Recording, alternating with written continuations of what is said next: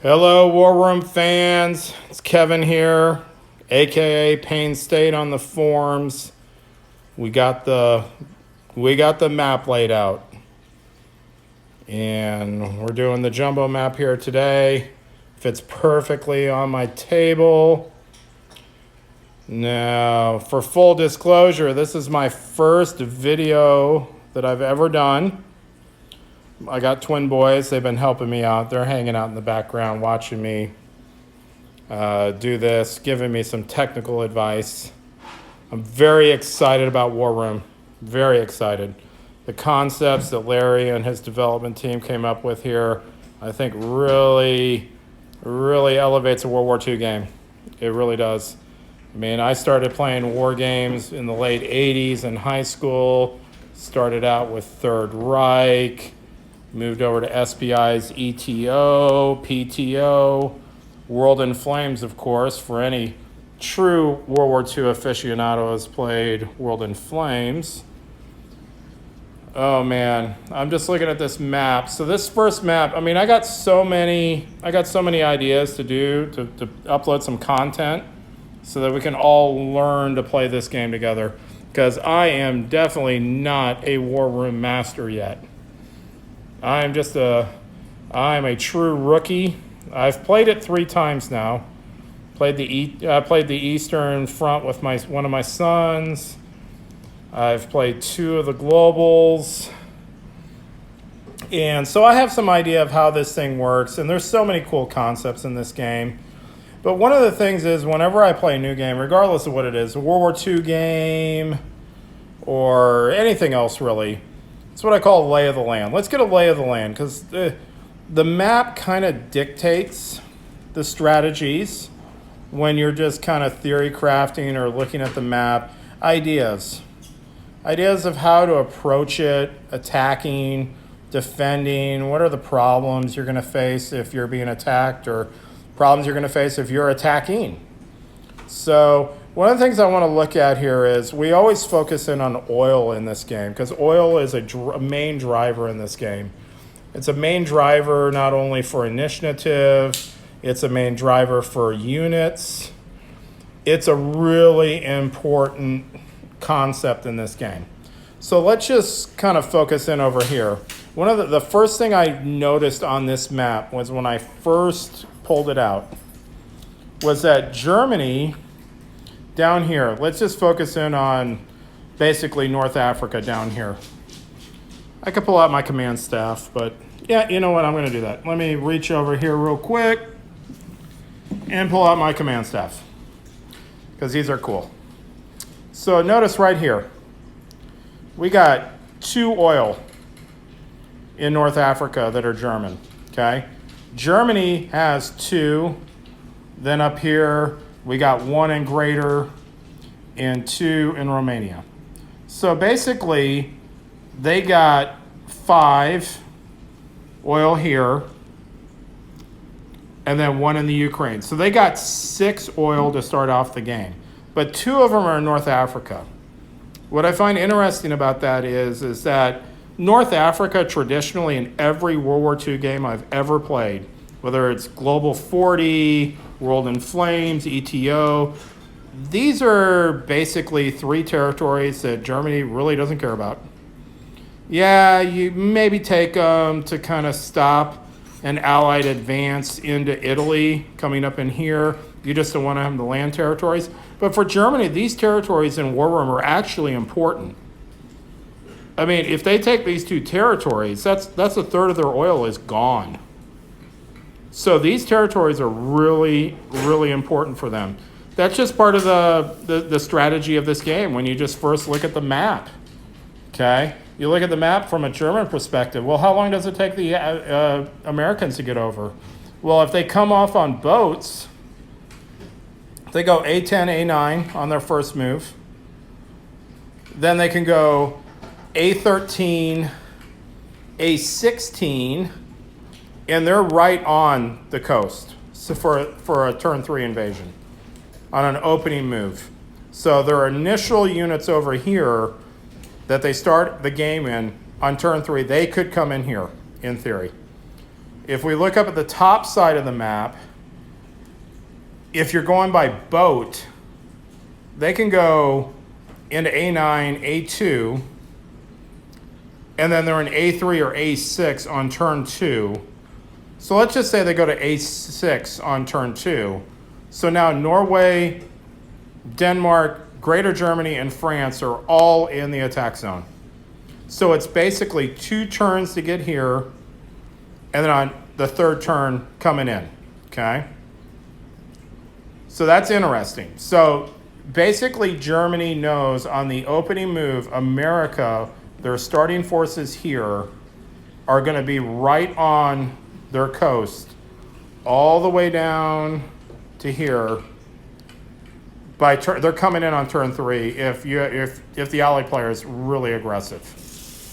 Now, obviously, we have our straits here, so the allies can't punch in.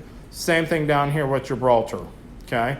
One of the things I find interesting about the game is that Gibraltar only starts with 2 fighters. So Britain, right off the bat, has to decide what they're going to do. Because fighters can't defend Gibraltar. They can project power, but they can't defend it. So what happens if Italy comes over right off the bat? Turn 2, they're taking Gibraltar, unless Britain is going to bring reinforcements down. Because American reinforcements coming down in here, you know, if they come into they can't get into A15 on turn 2. They're going to be sitting down here, so they can't even reinforce Gibraltar until turn 4. So that's an interesting dynamic in the game. So we'll just have to start as we play the game, come up with some ideas. Notice here, Libya, 2 oil. So we got 1 here, 2 oil here. Set on over to Egypt, another 1. So right here we have 5 territories that have 5 oil in it. We move up to the Middle East, another 2. So we got 6 territories with 7 oil. Iran, another oil. Now these are all British oil. So that's really good if you're looking at it from the German perspective. So these areas right here, I think, should be a focal point of this game. Especially for the Axis, because they're going to need that oil. Up here, when you start looking at the Russian front, Leningrad has a 2-on-1. Bryansk has a 2-on-1. And then we come down here, Caucasus has a 1-on-1. And it's vice versa. So Bryansk and Caucasus have a 2-on-1, 2-on-1, 1-on-1. So right there, we're going to be playing this game of when we're writing our orders, where are we going? You know, there's going to be a real cat and mouse game of when we're writing orders on this front. Because one of the things I found when I played the Eastern Front scenario, basically Germany and Russia are pretty much well at parity when it comes to their land units. So this order writing concept, who goes first, who goes second, is very important on this front. Which, of course, brings up the Western Front for Germany, because just because you want to go first over here, sometimes you actually want to go second. You don't want to go first. So you can find yourself with Germany in a scenario where I want to go first over here, but over here I want to go second. And the reason why I want to go second is because I can write commands that will bolster my defense. And we'll get to that later in a different video, because I think there's going to be a lot of videos on the writing of the commands, the 9 commands you have, different strategies.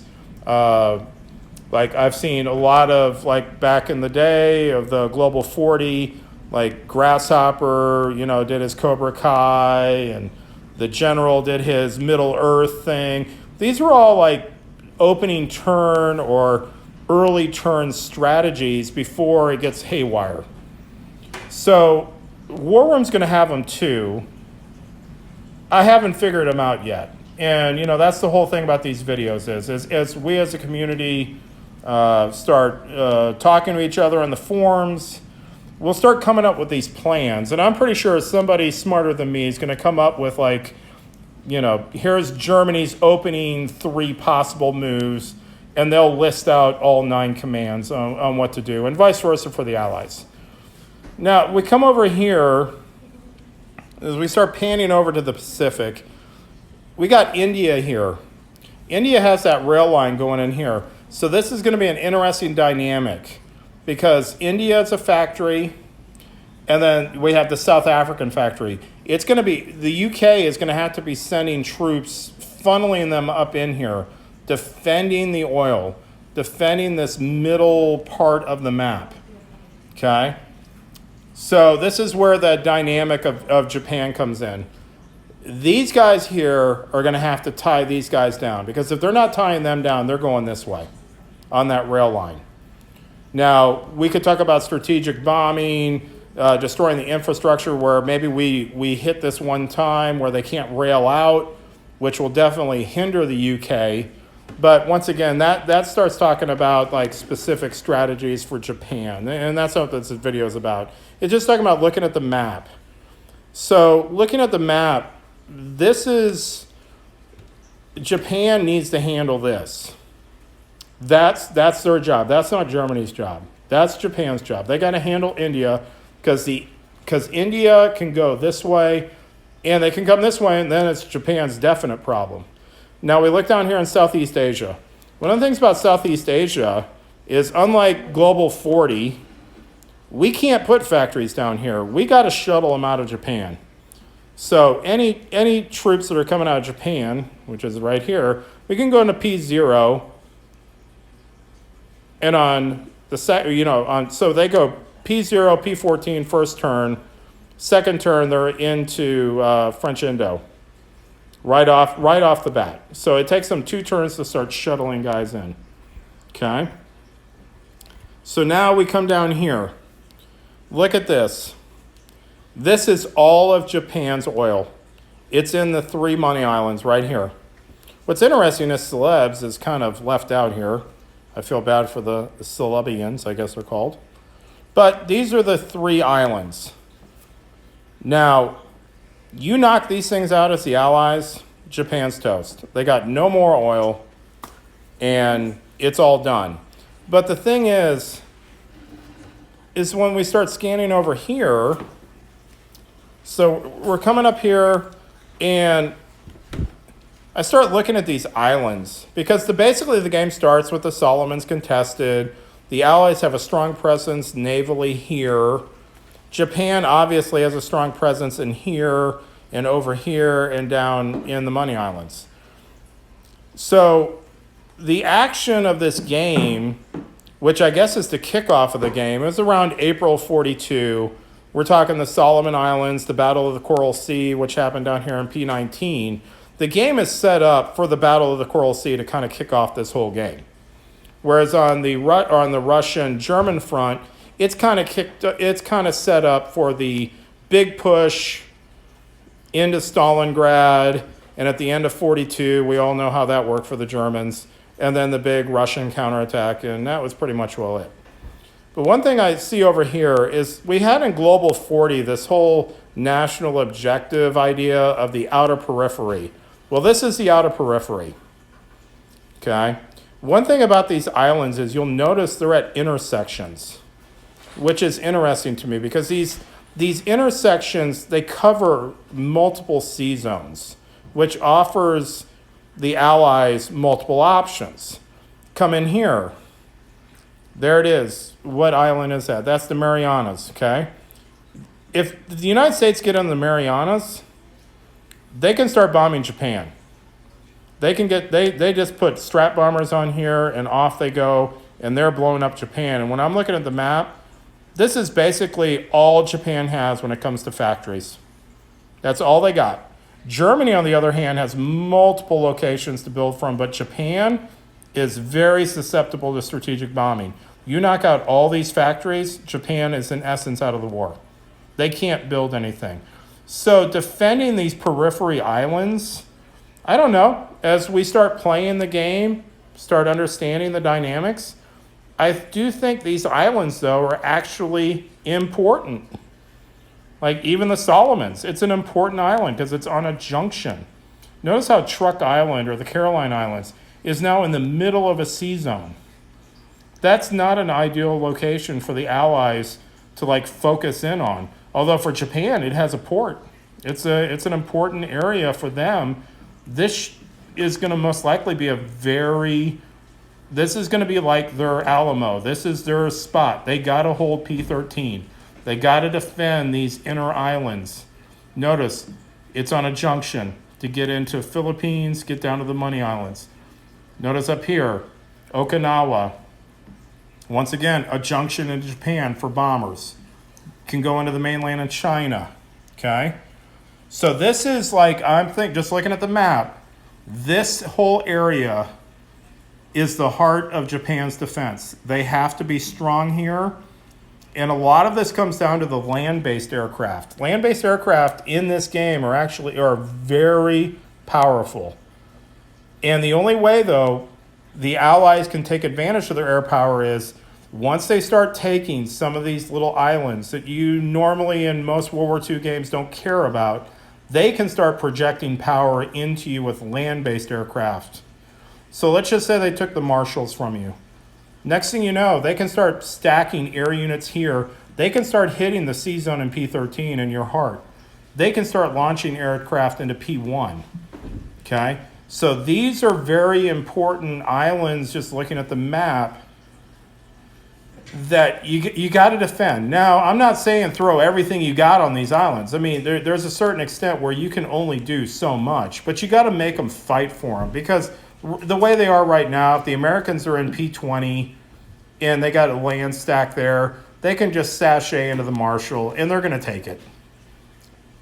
I am saying, though, make them fight for it. Put some guys on there, even if it's just one or two guys, at least make them fight for it. Now, if we're looking over here at America, the West Coast, okay, America's got two paths, really. They got they got boats here, so their boats can go up here to P3, or their boats can come down here to P10. If they're in P10, they can now get up to P12, P19, so they're right in the action. So 2 turns, so it takes them basically 2 turns to come on over, okay? The shortest route on this global map is always the northern routes, whether it's this route or it's this route. Those are the shortest routes, okay, to get around the map for them. So part of the map, I would also say, based on my limited experience of playing the game, is that if the Americans and the British are going heavy here, Japan maybe should do a move up here, just to make the Americans have to devote some of their commands and some of their forces up here. It's almost like Japan's defense is, be strong here, and wherever America is focused, you go the other direction. It's just a thought. I don't know. I'm going to keep playing the game. You guys are going to keep playing the game, and we're going to keep talking about it. But obviously America here, ain't nothing happening, okay? The Axis are not going to invade here in any reasonable game that you're going to play. So you don't even have to worry about defending that. But if Japan actually gets up in here, that's like probably, and we're not talking in force, but they get in here and they take the Aleutians and they take Alaska, that's at least Japan buying 2 turns for the United States to respond, come up in here. They're causing all kinds of mayhem. One thing I also noticed about the map when I was looking at it is that if we come over here in Manchuria, so one of the things I found interesting about the rulebook was they devoted an entire page of the rulebook to the pact, the non-aggression pact up here. And the big takeaway, though, is that whoever breaks it, it's 6 stress, which is a big deal. And I have a video I have coming up here on stress and how to manage that. But if you look,